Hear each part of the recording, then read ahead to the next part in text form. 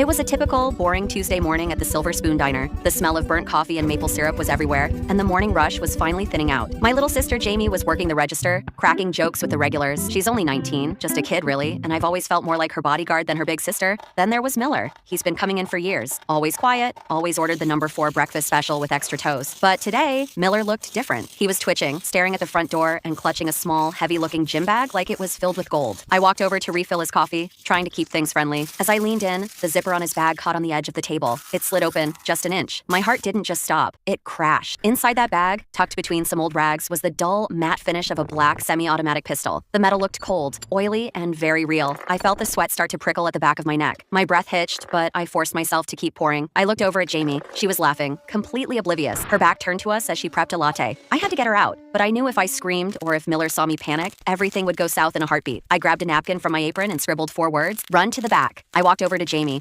handing her the napkin like it was a simple lunch order. I leaned in close and whispered, "Hey kid, we're out of whole milk in the walk-in. Take this list and do not come back until it's all done." She looked at the napkin, her eyes going wide as she noticed my hands were shaking like a leaf. She didn't ask questions. She just nodded, tucked the note away, and disappeared through the swing doors. Those next 3 minutes felt like 3 hours. I stood there, wiping the same spot on the counter, my eyes glued to that gym bag. Finally, the bells above the door chimed and 2 officers walked in for their break. I've never been so happy to see a uniform in my entire life. Miller never even had a chance to reach for the zipper.